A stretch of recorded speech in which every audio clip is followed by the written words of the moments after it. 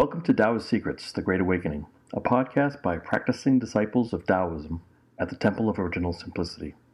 This is episode 11. Grandmaster Anatole has received numerous emails inquiring about various topics and systems such as Carlos Castaneda, The Secret, and Lucid Dreaming. These ideas have a common theme of attaining something tangible through intangible means, yet with little to no effort, dreaming without doing, to try to manifest one's desires by simply wishing for them. This often entails positive thinking, supported by barely any action. In this episode, Grandmaster Anatole addresses these topics with his senior students by video conference, recorded on May 16th, 2020. Taoism, again, like Dr. Suzuki said, is one of my favorite quotes of his, that Taoism is a philosophy and religion of ultimate reality. Ultimate reality. So it has to be, ultimate reality means it has to be pragmatic. Again, we come back, why from ancient times? Even in ancient times, basically the intellectuals, philosophers, elite, forgot the main role of the philosophy. It's a practical tool. It gives picture of the world. It gives a structure for individual how to operate in this world, to see reality. But like anything else, it starts good and then watered down with the with the intellectual conversations or with the discussions, endless discussions. But the core of any philosophical teachings, and especially our Taoist teachings, is absolutely practicality. Not 3,000 years ago, not 2,000, not today. Actually, nobody could afford to spend time just for entertainment. Again, nothing wrong with entertainment, as we discussed before, but if we're talking about serious business of understanding what we are, what we're supposed to do, what's going on around, then of course we cannot waste time. So, what we have now, again, lately through our webmaster we got some letters, requests about explanations. Sometimes it's about meditations and about the positive thinking, which always leads to three things. It's a famous secret, Castaneda, and lucid dreaming. It's not a new terms, it's not a new things. So all these three phenomena existed at least last 15, 20 years, more 25, Castaneda, for instance.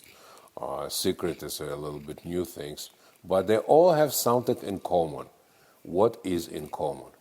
That you visualize something, you meditate, you create in your mind some kind of images, and you control the images, and then these images, by miracle, become to be reality.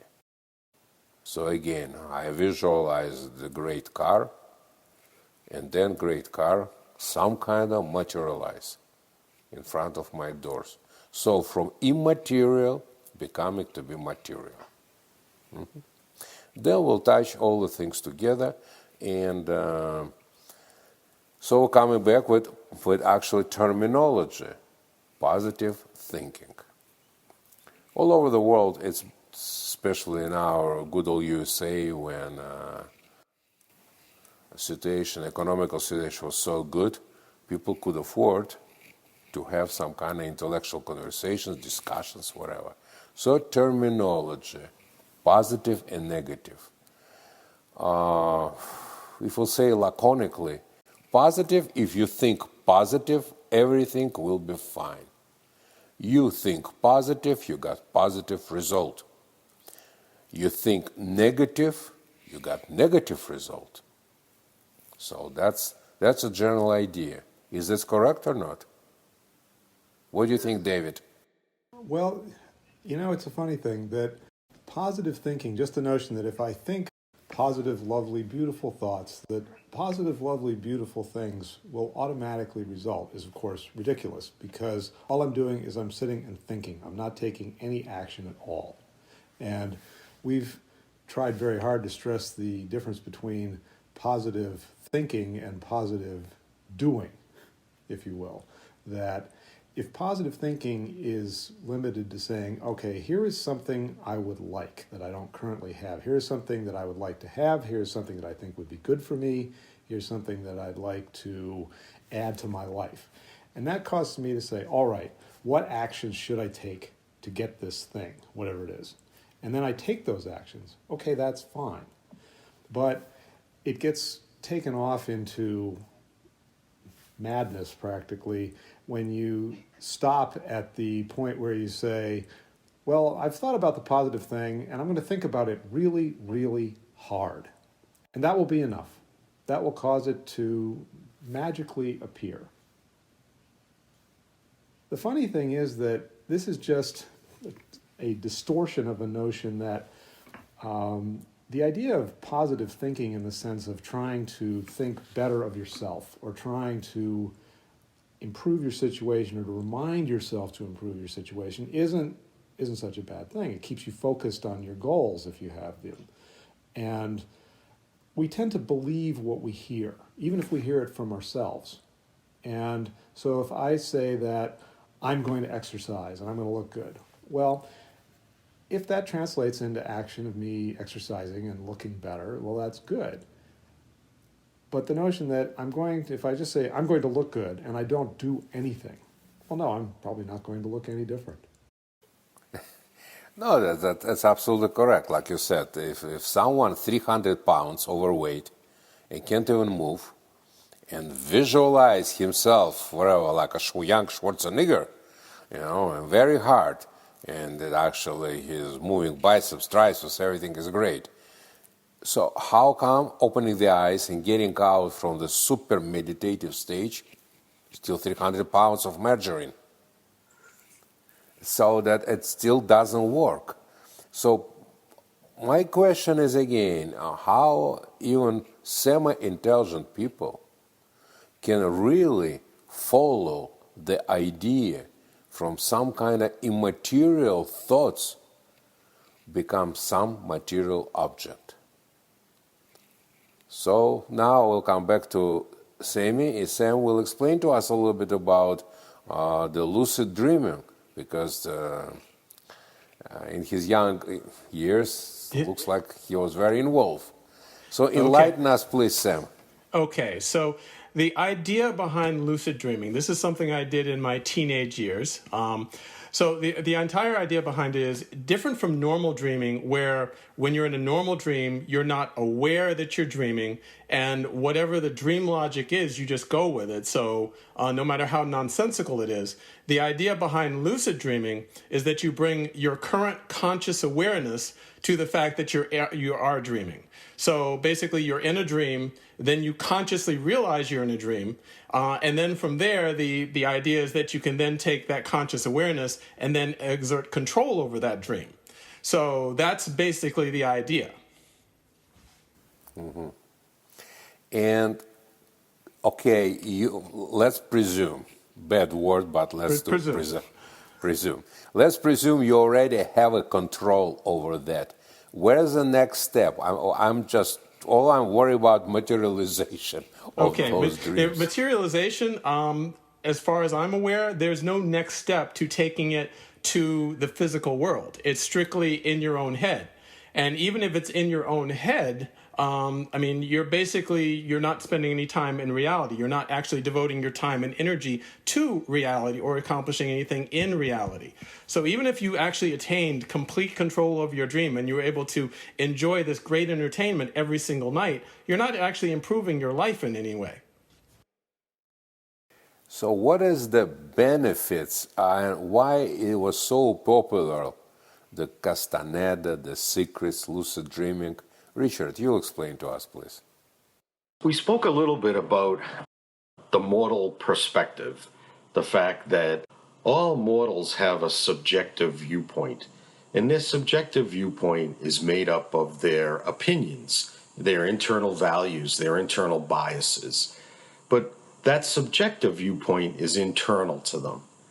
External to them is the objectivity of nature in the environment around them.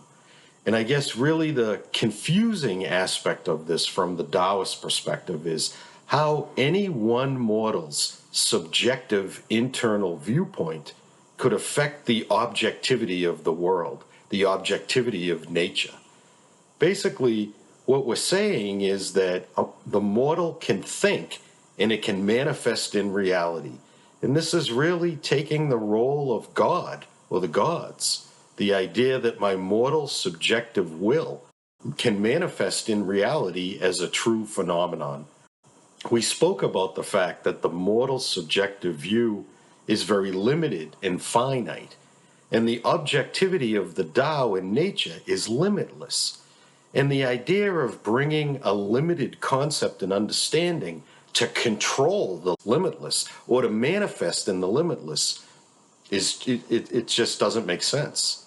So the difference between subjective viewpoints and objective reality, there's no connection between those things. One is internal to the mortal as his thoughts and biases and viewpoints, and the other is nature as it exists. If it's raining torrential rain outside and I don't want it to happen, I can think as much as I want that I want it to be sunny, but it's not going to affect the rain. That's absolutely correct. Now, question after all this requests. Question is, which I have, why millions of people bought Castaneda books and made someone rich? Then secret, then kind of involved. Why it was so successful? Lafarge. Because people are easily programmable. Unfortunately, human beings are very gullible. You just need to sell something to someone with a certain amount of conviction and passion, or even facts and science, and they'll buy it. They'll eat it up. There's a reason why that they're called, some philosophers refer to them as the herd, because they have a sheep mentality of doing something that is certainly not for their benefit as an individual. Like anything that's mass produced, it's not a quality item, it's not a quality system, it's not a quality philosophy. It's something that's meant to control people or to give them some kind of false hope, to lead them like a Pied Piper down the road to disaster, so they can make money off them. In other words, miracle without any work. Or it's easy. Yes, it's easy, correct. Miracle with the minimum work. Greg, what do you think about that? Miracle with a minimum work. Yeah, I think it's another form of an opiate for the masses. This is just, Dave talked about exercise and the idea that I can think these beautiful thoughts and maybe I'll transform my body in the physical reality. It leaves out the ugly, hard steps of, pain and humiliation and sweat, and it lets them believe these beautiful thoughts, but it'll never translate to concrete transformation of physical reality. But that's okay, because these beautiful thoughts are enough for the masses. Well, we came to conclusion that because it's easy. You see, wherever easy. So for actually fairly easy work of contemplation, mind contemplation, you contemplate, you can get a lot of physical benefits. I mean, really, which you can really touch, you can feel. Yeah, it's all of a sudden, materialization, like it's materialization of the car. Jaguar in front of I have keys already, or maybe keys already in the car. I just turn it and then I drive it. So for weak-minded people or lazy people, maybe it sounds rough, and intellectuals will probably disagree with me, but for lazy, weak-minded people, it's a gray, which is a majority of us.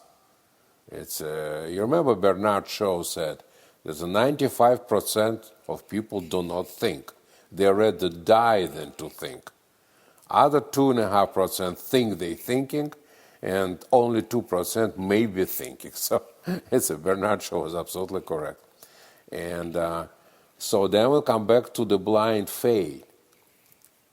If you again, it's a rough word, loser in this world, which we in our Taoist principle, we don't believe in losers.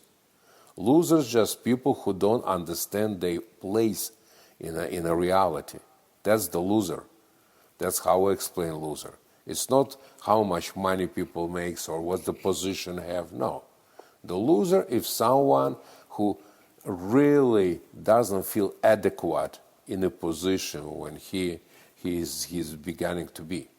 That's the loser. So the people who frustrated with their situation, don't understand why they're in this situation, and are jealous about actually other people who are more successful, that's the losers. So always come back to terminology. Yeah, what is a loser? Yeah, that's why Chuang Tzu, in his novels, always portrayed, most times portrayed the good Tao sages as a farmers, as a wheel maker. So it's simple-minded people, but they understood their place, they try to understand reality, and they're not losers, they are sages. Losers, again, is unhappy people who are unhappy with their situation and blame everybody else about that. Someone's fault, teachers, parents, environment, social environment, it's not fair. That's the words will turn everything upside down, you know. It's fairness. Right? So that's the losers. So for weak-minded losers, it's such a great tool. You do light work. It doesn't need work, like you said, Greg. It doesn't need the sweat and pain and humiliation. You just visualize. That's nice, it's easy. You visualize. But then again, that's why I'm beginning to question intellect of humanity. Where is the bridge between visualization and real material things? So, Rick, what do you think again? It's interesting, the idea of positive thinking and blind faith, as you spoke about a minute ago. This idea that you can believe something, truly believe it in your mind, and it can manifest as truth in reality is a powerfully seductive concept for the masses, as we spoke about. Many times, even for the masses, this doesn't come true. And the idea is there's like a built-in excuse. If it doesn't come true, then you didn't believe enough. You didn't focus enough. You didn't try hard enough. You didn't have enough faith. So this idea that you have to have this blind faith and truly believe, that's the idea of positive thinking. And it is interesting. I mean, throughout history, groups of people have got together to manifest some kind of positive thought all together to make a difference. I can remember, I think it was Monterey in the 1960s, a bunch of activists got together and they prayed and focused on world peace. And the idea was that 2,000 people on a mountain in California focusing and thinking and wishing, basically wishing for world peace, it would manifest. And yet it never happened. So positive thinking has this built-in excuse that if it doesn't happen for you, then you just didn't believe it enough. You didn't focus, you didn't have enough faith. That's the idea. I think what Grandmaster Anatole said is true, that the idea of blind faith is easy. You don't have to change anything. You're in your comfort zone.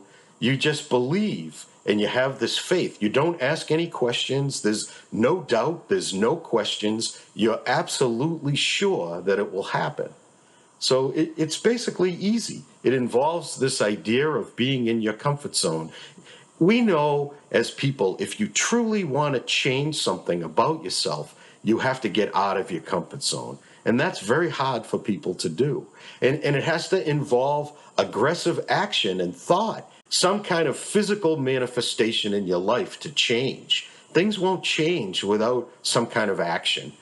When things are stagnant, it needs this push to create some kind of movement, move, change, energy. It's one of the tenets in the Tao that we operate with. Nothing will happen without this push.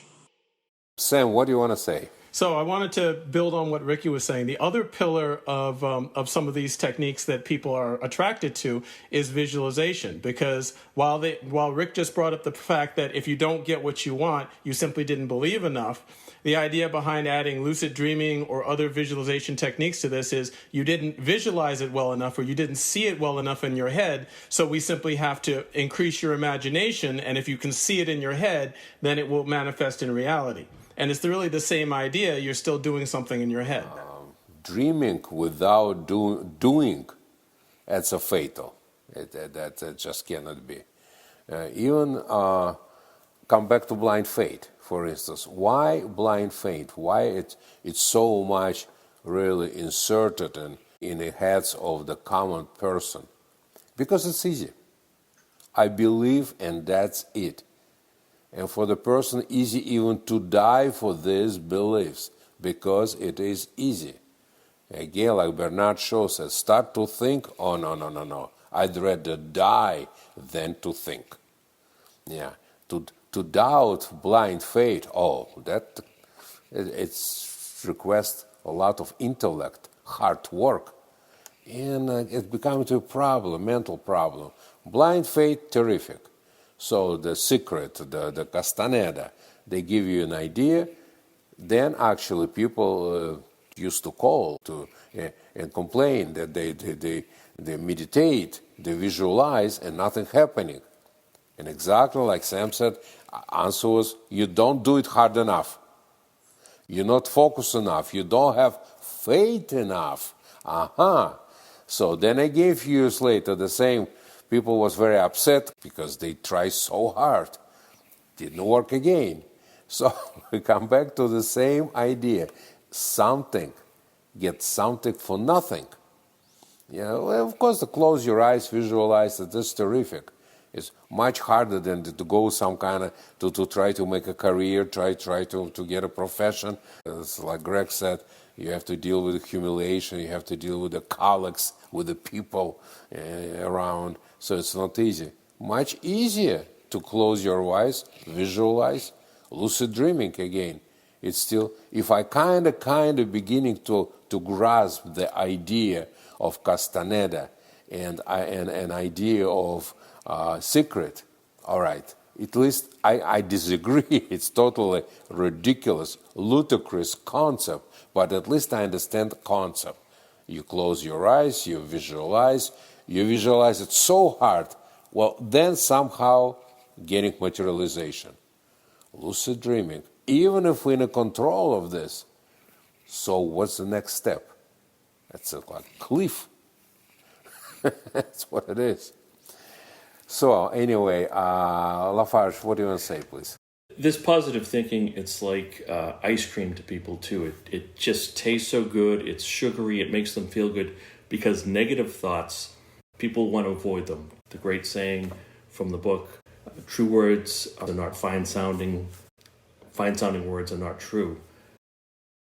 What you were saying earlier about how, you were talking about losers and how it sounds harsh, and people don't want to hear that. They put their hands over their ears and say, no, I don't want to hear that. Skepticism is taboo. Don't question anything. Just go along with whatever the group think is, and you'll be okay. And that often gravitates towards positive thinking, positive things. Stay home, stay safe. It's a very positive message. But don't think about what's going on outside the real world. So skepticism is considered to be negative, and they don't want you to think outside of whatever program they're trying to shove into your head. Well, interesting thing about positive thinking is it always implies a plan. Because if you're thinking positively, then you expect things are going to go according to your plan. And as a lot of military strategists know, no plan survives contact with the enemy. So, I mean, you have to include reality in whatever you're going to strategize for.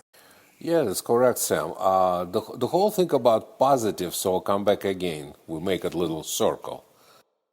So what is positive and what is negative in our Taoist, actually, meaning of this word? The positive thinking, of course, positive thinking when it's a positive doing. Positive is when you do what you believe is right. You're easy to adjust yourself, adapt yourself.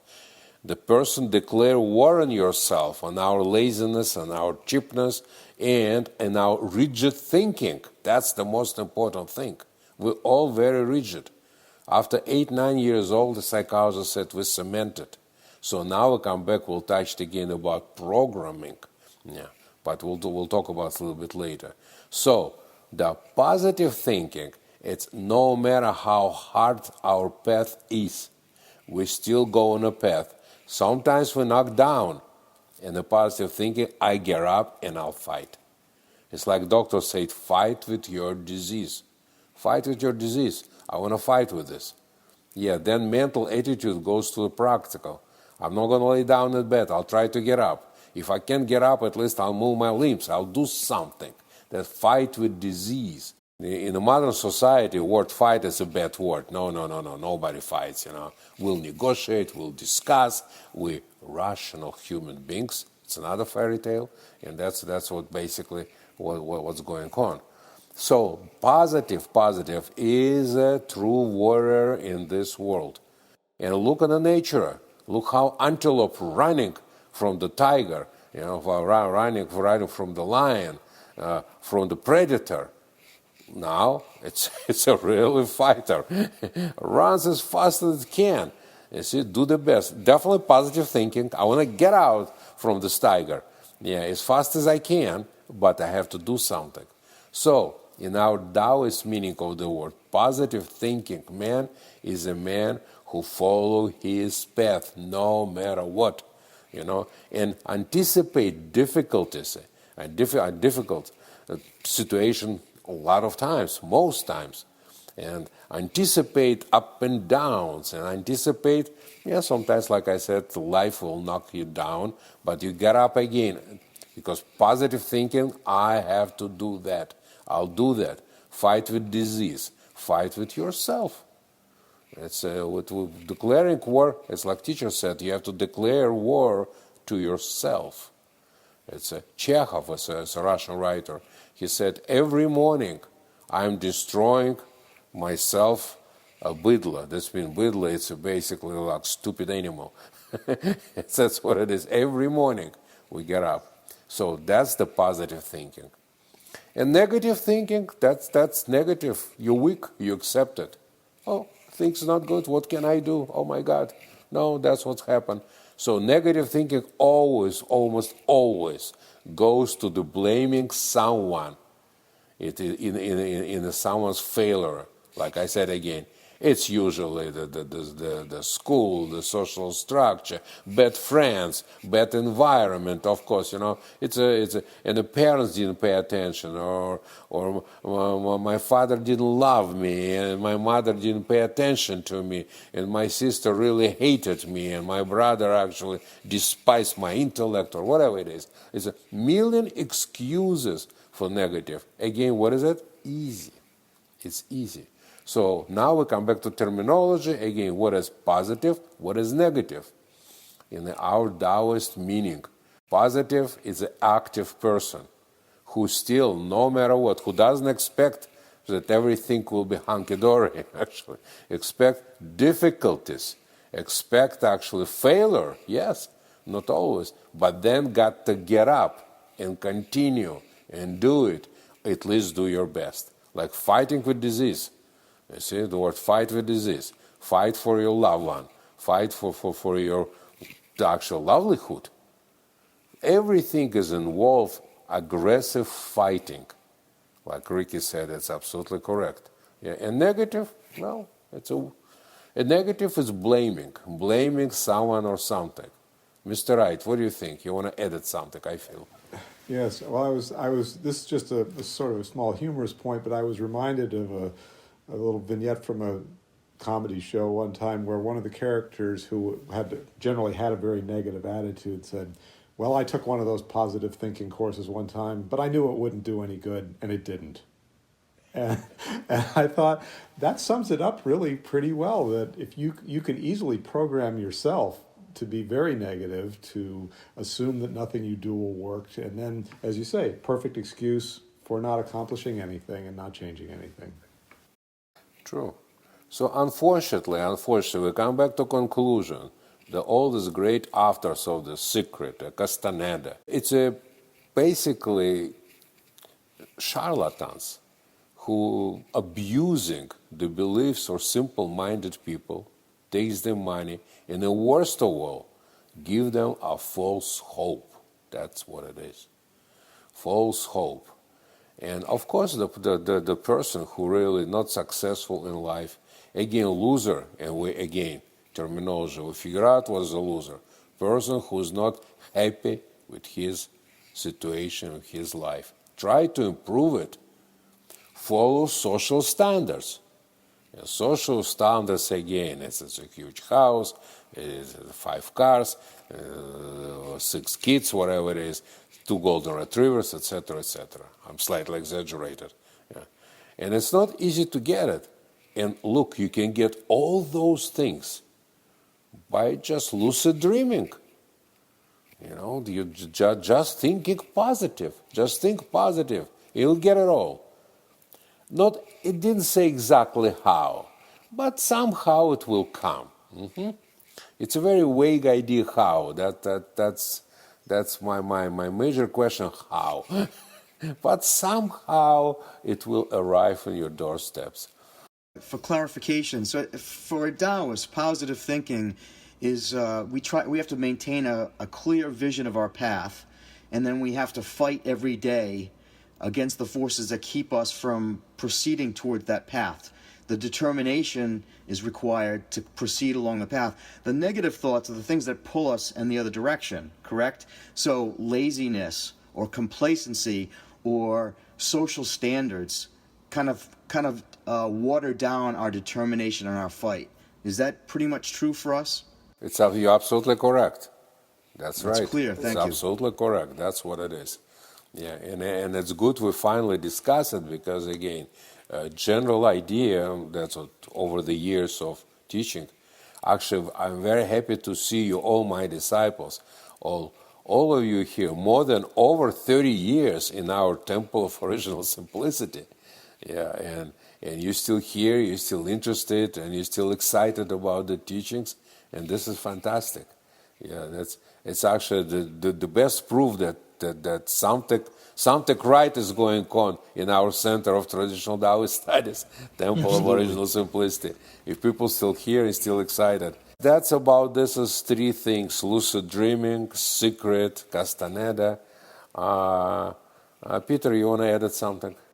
All these different systems, they have this fairy tale approach of kind of make-believe. And, it's one thing to tell a child a fairy tale, before they go to bed, to, just help them sleep a little bit better. But for an adult to live their life based on fairy tales of positive thinking, it's very dangerous. It's very dangerous to live your life that way, because the world is full of predators who will take advantage of you. And if you don't have your eyes open and your awareness highly tuned, then you will get taken advantage of, and you'll be their prey. And predators have no mind; they have no conscience when it comes to taking advantage of people. So this positive thinking, as nice as it sounds, is just another means of manipulation. You're absolutely correct. It's so for charlatans, let's call them charlatans. That's maybe harsh again, but that's what it is. Because the most people, simple-minded people, their life is still hard. And what they don't want to see harsh reality most times, but give them basically fake candy and try to persuade it something real, abusing the gullible attitudes. Because when people basically desperate, they want to improve their situation, they do almost anything. Desperate people can do desperate things. But still, so-called gurus, who actually try to make a buck, try to make a money on this gullible, creatures called human beings, that's really a terrible thing to do. And unfortunately, nobody really talk about that. As you can see, like I said, you gentlemen here over 30 years, and we were constantly talking about positive thinking, negative thinking, and we're kind of we're laughing all the time. But we never really, like today in a podcast, we discuss it, what's wrong with the positive thinking. Because whatever we say, what is wrong with positive thinking, immediately getting attacked. Oh my God, you attacked on my belief on the positive thinking. No. Oh, are you negative? You see, it's like years ago, I just came to this country, it was basically 1977. It's my that time wife Barbara kind of were talking about something, and she said, "Are you insecure?" She said. I look at her and I said, "Of course I'm insecure. Only idiot could be secure. Who could be secure in this world?" She kind of looked at me and didn't say anything. That's it. So insecure was a bad deal. You have to be secure, and if you're insecure, you're a terrible person. Something wrong with you. But who could be secure? It's okay. Now, Sam, I would like to say something. Yeah, the only thing I wanted to add is we should probably make a comment on the difference between this impractical, dreaming and pragmatic visualizations like what we do, meditation, or the visualizations that elite athletes do before they go and do high performance. So the difference there is that when elite athletes, for instance, do visualization, they have years of training in their sport, and then they actually get out there and they do something in reality. They throw a shot put, they run the race. So they're actually doing something and developing it and then rotating back and using their visualization as a way to hone their skill. It's absolutely correct. It's the same like a meditation in our Taoist meditation or praying to the gods. We are human beings. We're just simple-minded, basically human beings. That's what it comes to the blind faith a lot. Let's look on a Bible, on the Torah, in Quran or Buddhist scriptures. Let's not forget, they're all written by hand of the mortal man, 1,000 years ago. So the mortal man was writing it, claiming I heard it from the gods or the God. So the one was writing, the great man, 3,000 years ago, 2,000 years ago, 1,000 years ago. And they all actually claim blind faith, don't forget. So it was added, adjusted, but another mortal man, a third mortal man, fourth, fifth, hundreds of them, writing by hand, edit. They're not really transcribed it faithfully. Everybody was editing a little thought, as you know. It's their own thoughts.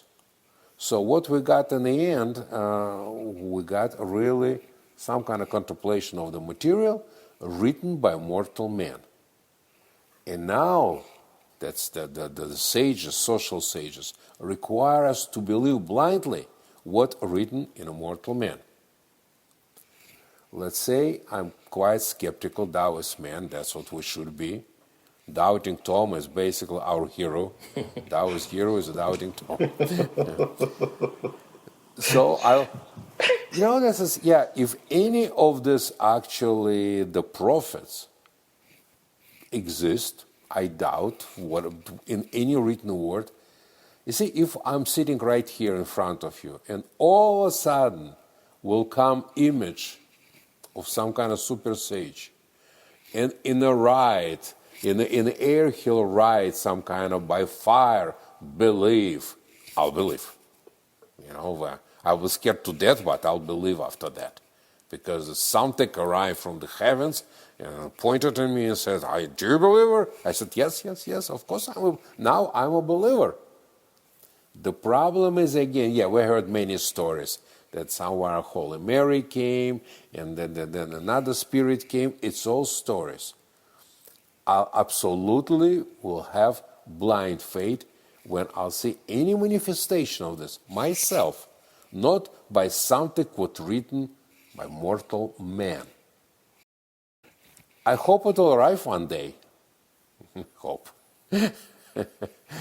But if it's not, I deal the blind faith again, come back, because it is easy. And then we're coming back to what Sam touched. It's a programming. Of course, we're all programmed. We're programmed to different ideas.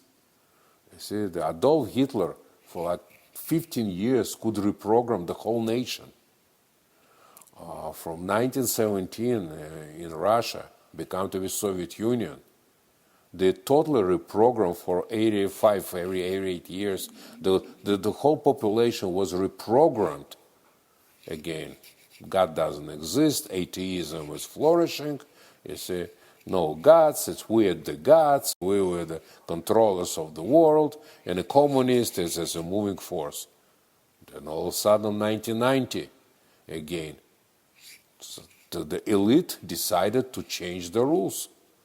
And I think it was a little bit mistake, almost 90 years. Let's change it. You know that God exists. Come on down, God. We brought it back. You see, they did brought it back. From warehouses, what was the churches, to become to be churches again. So the common man, after again almost 90 years of atheism, said, "Oh, does exist God? Fantastic!" And now the crowds of them moving back to the churches. So reprogram.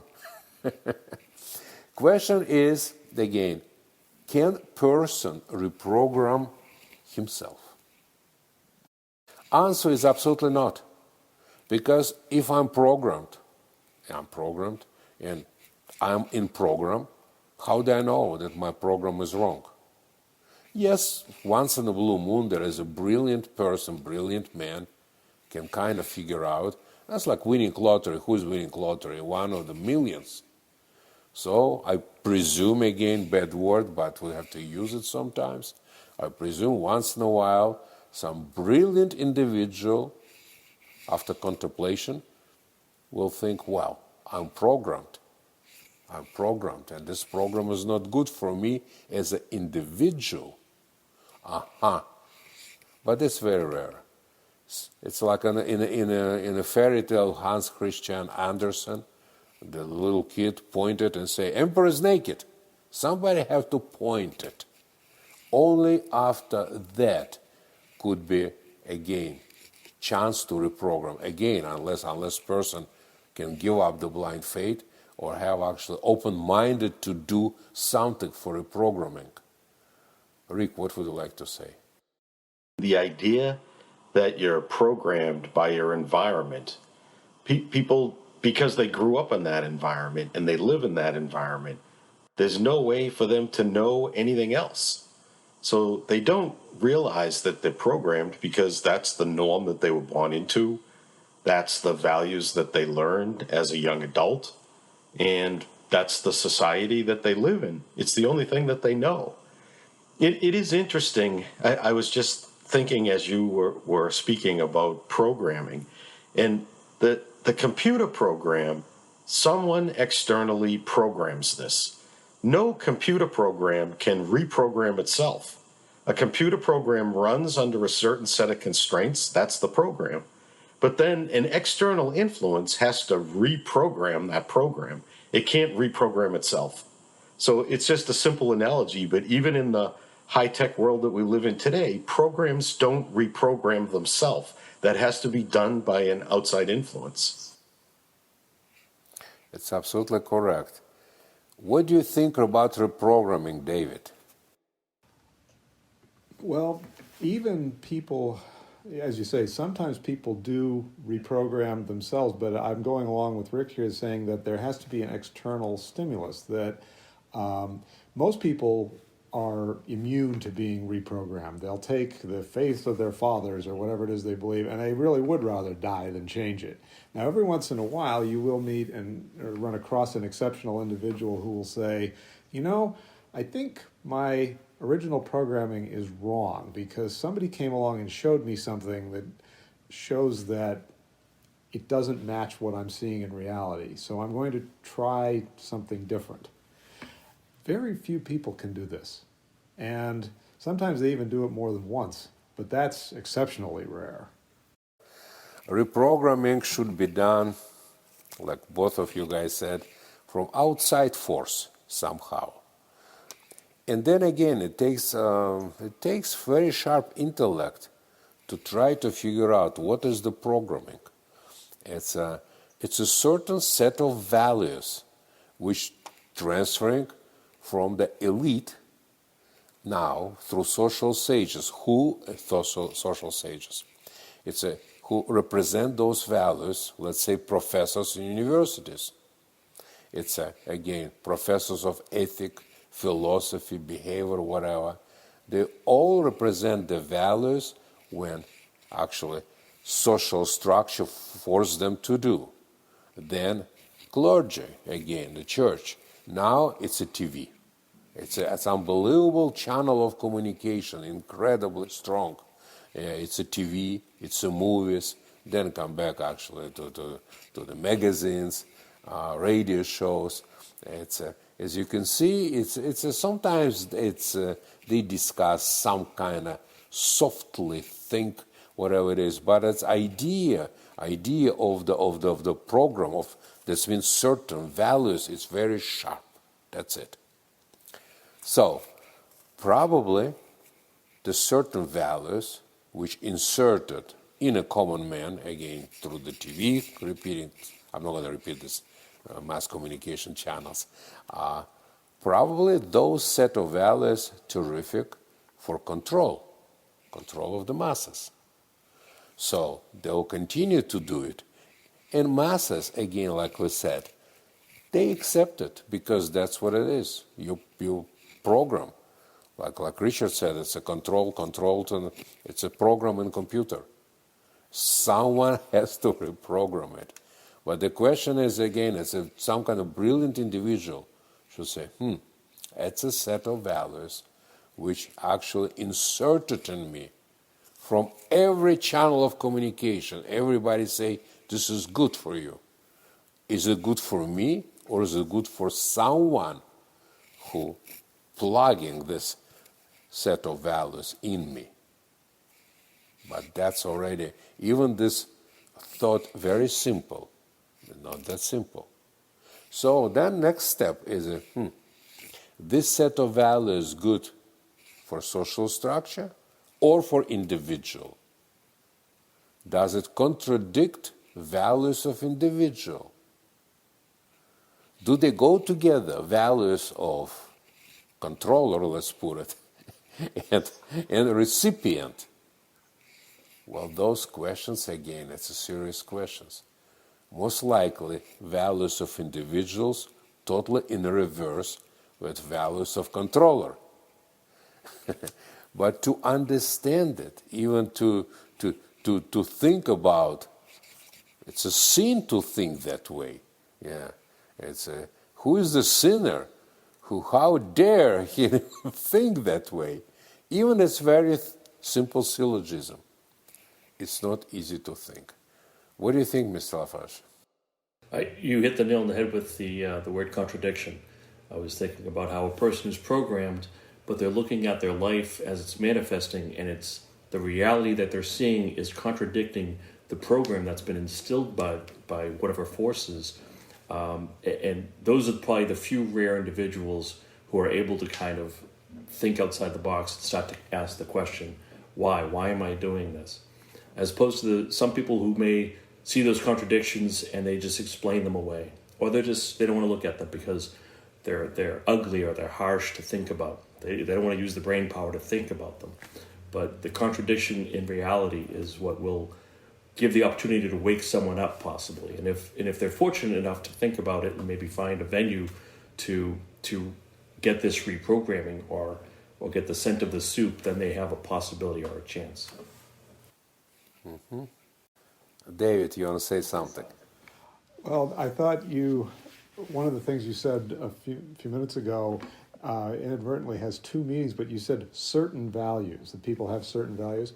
And indeed, they do have certain specific values, but also the word certain comes in there, that doubt is not allowed, that they are absolutely certain that they are correct. And this goes back to the whole question of the people who are sure that they know don't know anything, and the people who may know something are really not sure about what they know. It's all in our circle of positive thinking, so-called positive thinking. We're attaching the blind faith. It's a big part of this.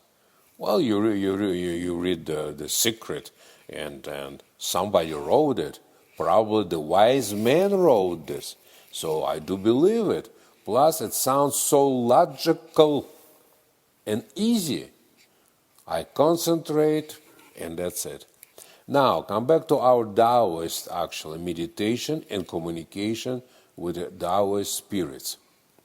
Like Sam mentioned it again, meditation, what we do, it makes us aware of what's going on with us. Then come back again, who is a loser?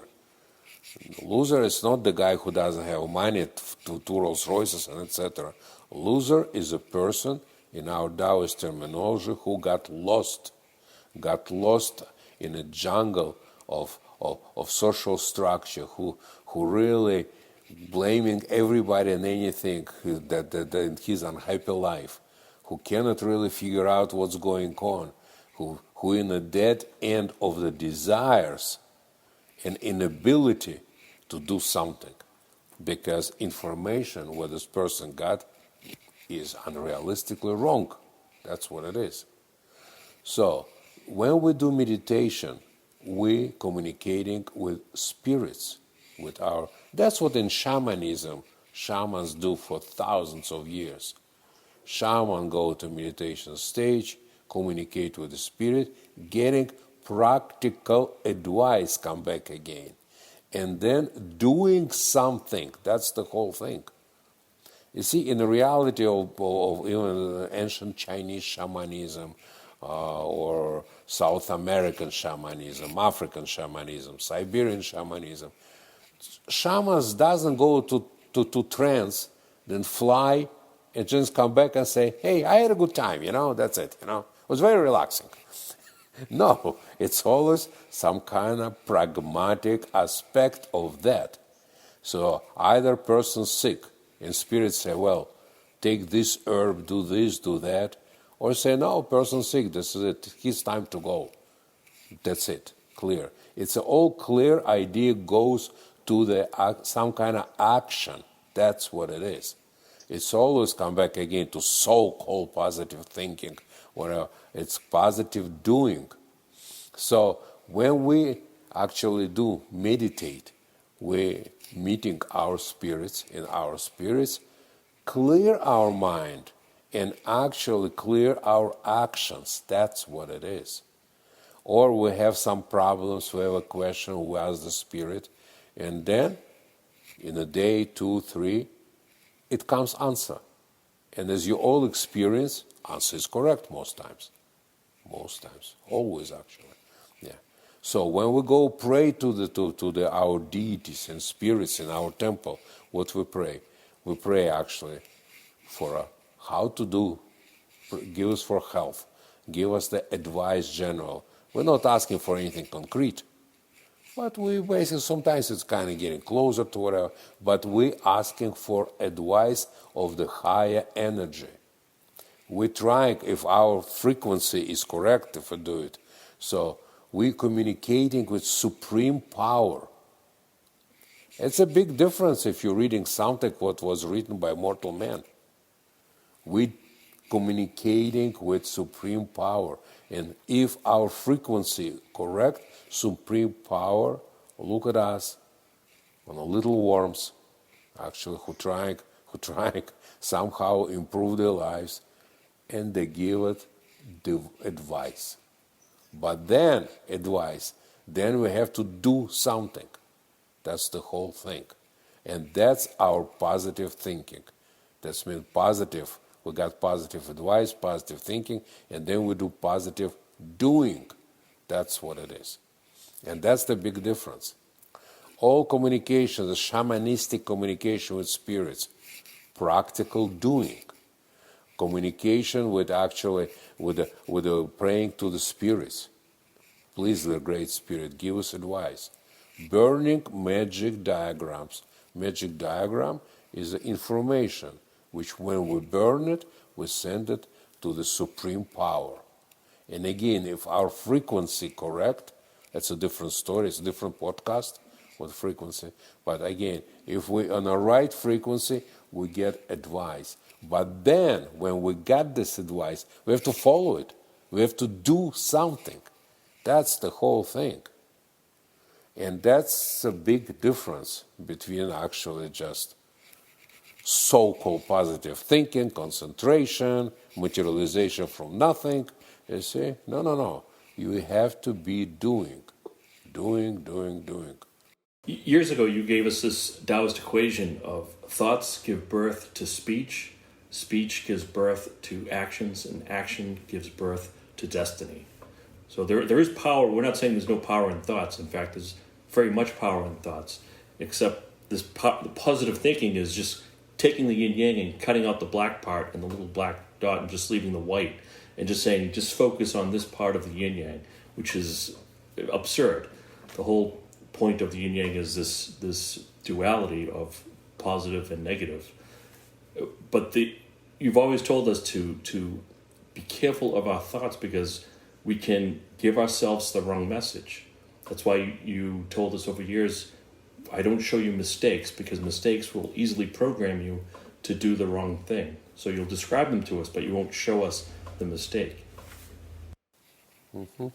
That's correct. Greg, would you like to say something?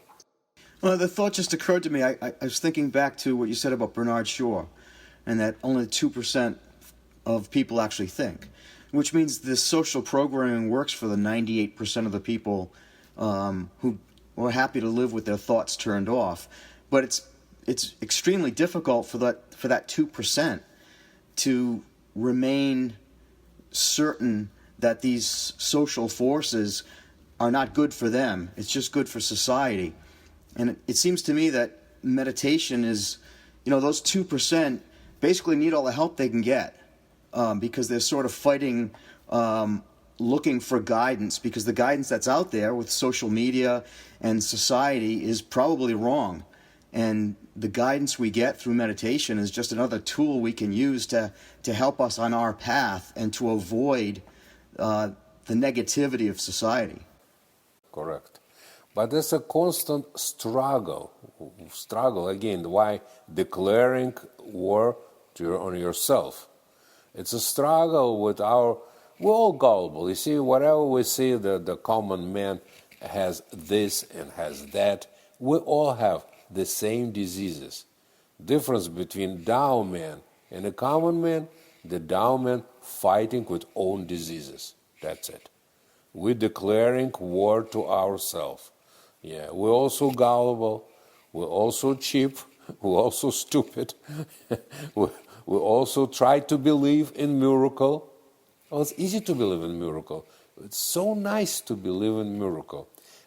And miracle which happened by itself. You see, communication with our Taoist gods, it is a miracle. When shaman perform ceremony, actually in South America or in Africa or in Siberia, and flying and getting advice from the spirit, it is a miracle. But that's a pragmatic miracle, and then goes action. Just for simple-minded men, of course, it's very nice just to think about something, and it's happening. So, but we all believe in the miracles. We want to believe in miracles. So we have to fight with ourselves and say, well, it's a false miracle. I have to work hard for a miracle. That's it. It reminds me that I think I told you many times, years ago, I saw it's a program on the TV, kind of clicking. One guy explained, because usual again charlatans in the 80s, how to start real estate with zero. and he said, well, using my technique, I can explain to you how you can get one house, then another, third, fourth, fifth, and then in 2 years you'll be millionaire. So there's like 200 people in the audience. Said, who wants to be millionaire? All 200 people raise hands, of course, And they said, well, that 2 years you have to work very hard, 17, 18 hours a day, sometimes 20 hours a day. Who ready to work hard to be millionaire? 2 people raise hands. At least they're honest. Yeah, but that was great, actually. Again, so we all want something for nothing, basically. It's a miracle. But we have to fight. We have to. That's why what teacher said, declare war on yourself. Because we all have seeds of this disease which common man got. And like I said, difference again. The Tao man controlling own, actually, fears, worries, actually, gullible attitude and desire for a miracle. Peter, what would you like to say? There's the psychosomatic aspect of meditation as well. While we're in the process of meditating, we feel things physically. If we're eating something, drink something, or if we're interacting with a spirit or going someplace, we can feel those sensations physically that you would never feel in a waking state. At least I never have.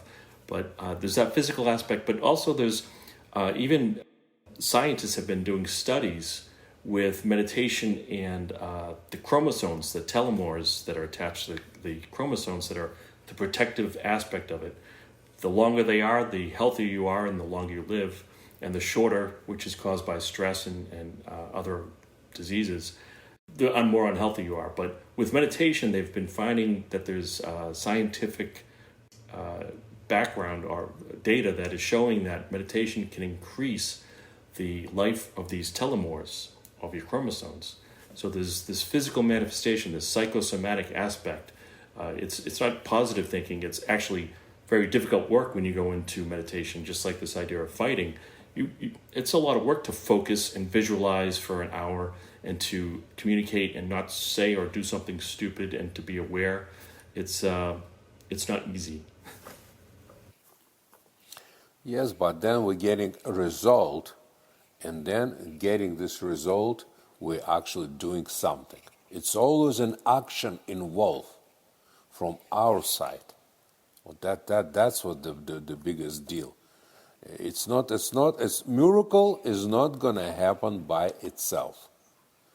We can say we fight for a miracle. That's what we do. And we fight very hard. And again, I'm probably repeating myself again and again. The most our problems is with us. It's like Sigmund Freud, who was very disappointed with his psychotherapy after he lost his father. So he tried to analyze himself, and then, didn't work. And then he went to interpretation of dreams. Again, interpretation of dreams, that was fascinate people. It's Egyptians, Greco-Roman society, the modern time. It's always people always try to figure out what's going on with the dreams.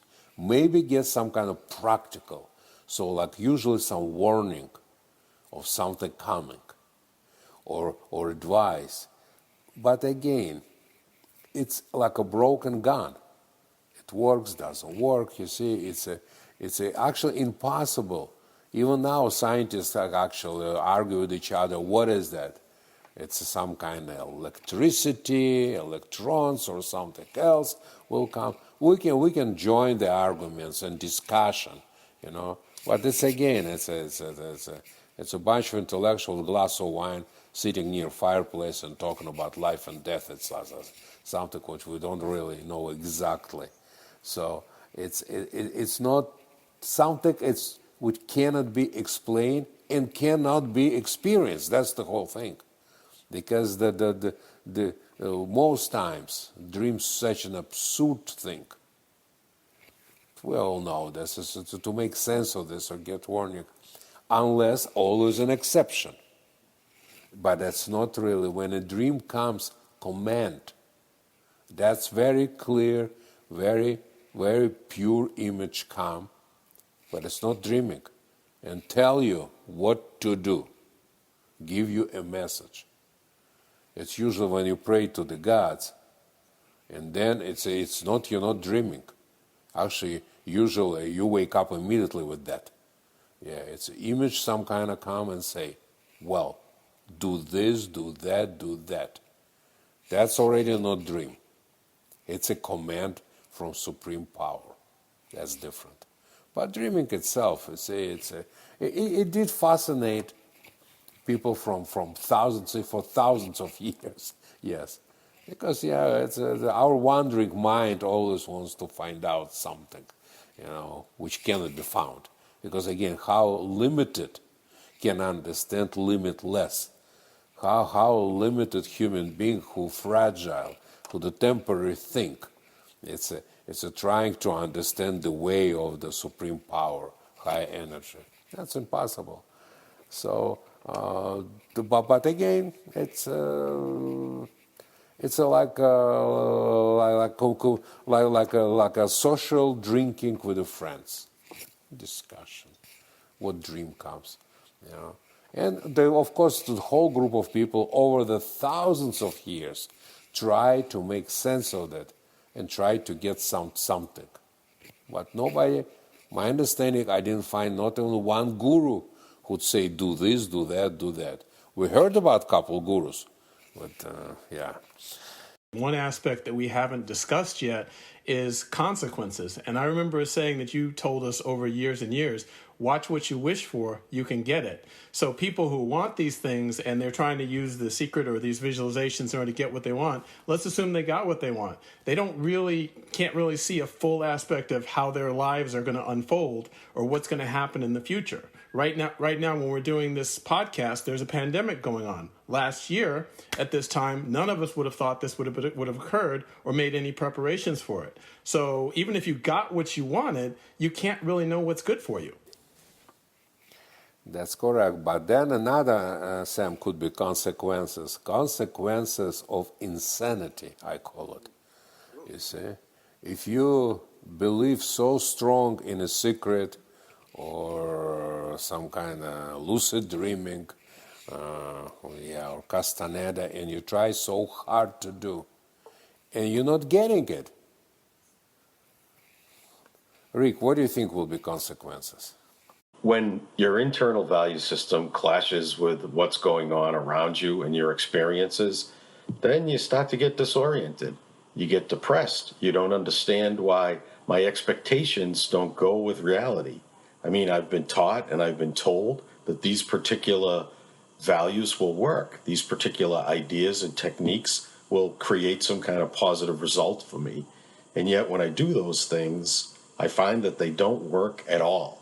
And that creates some kind of internal conflict in us. And that internal conflict a lot of times can go to this idea of depression and ultimately the psychosomatic aspect of disease. You can get sick from this if your internal value systems and beliefs clash with reality and you don't understand why.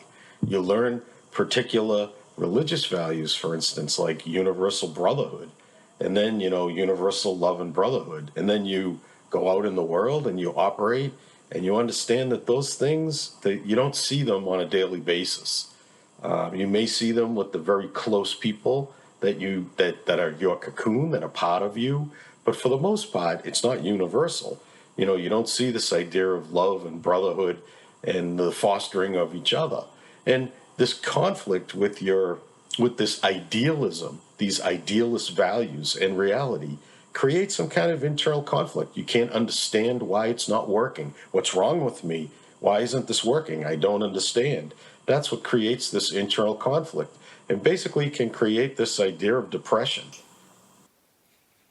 That's correct. Greg, would you like to edit something?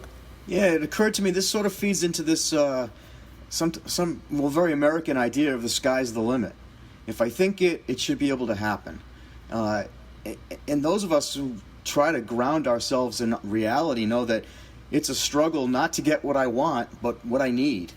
And what I need just to survive, sometimes that's enough.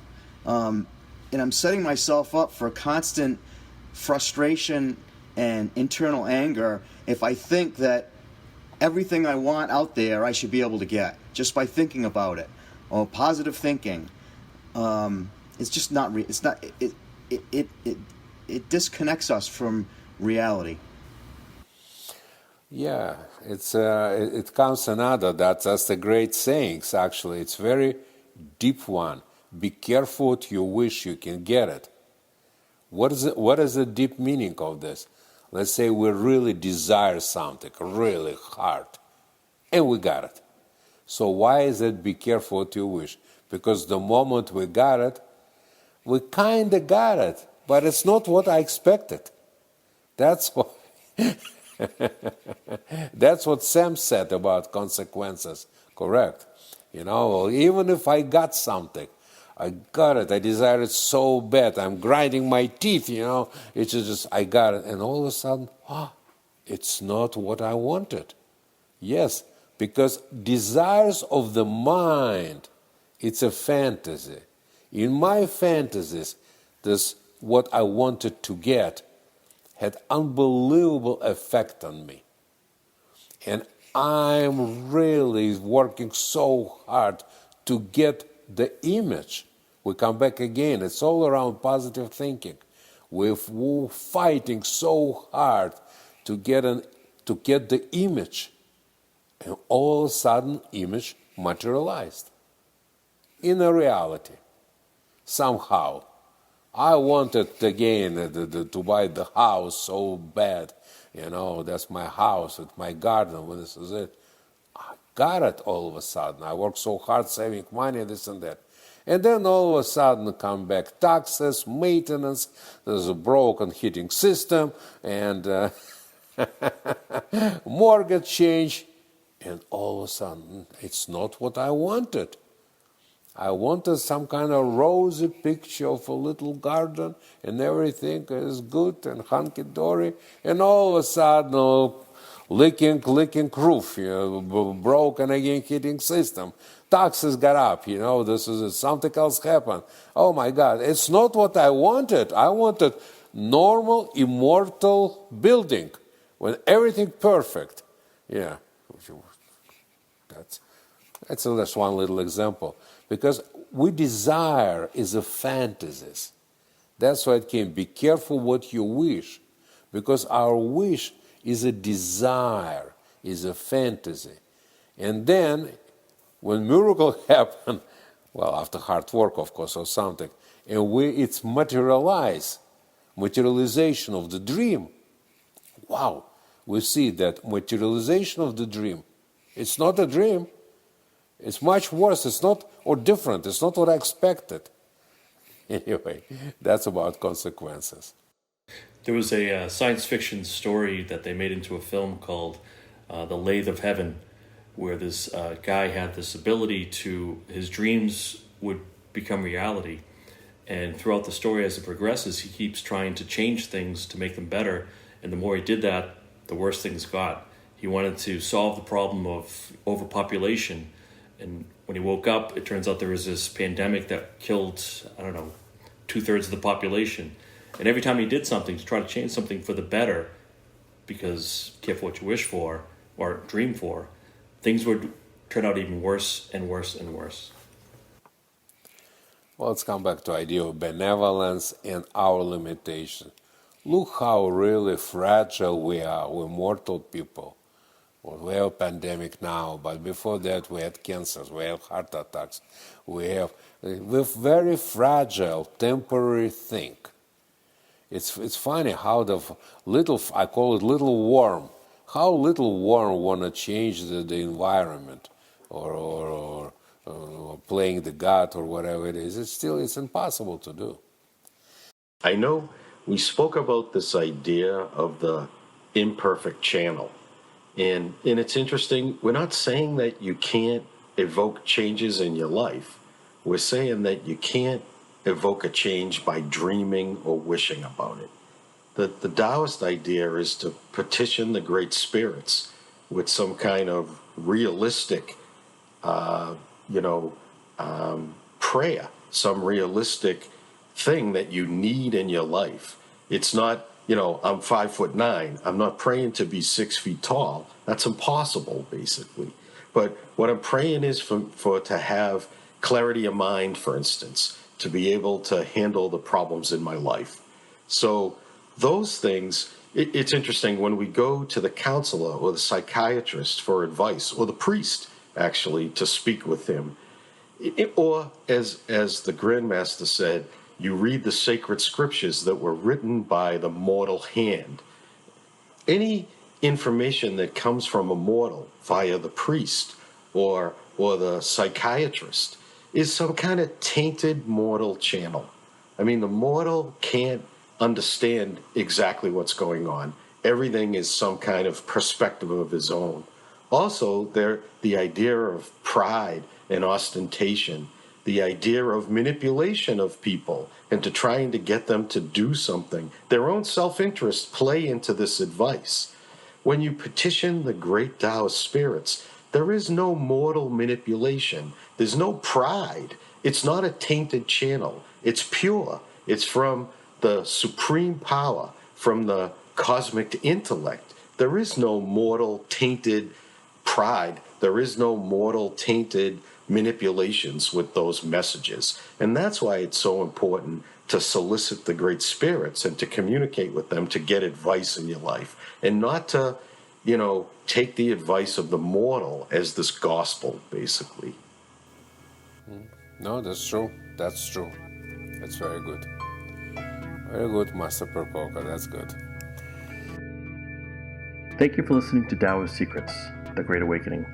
Please join us for our next podcast, in which we discuss the principle of humility, the foundation of Taoism that is infused in all its tenets.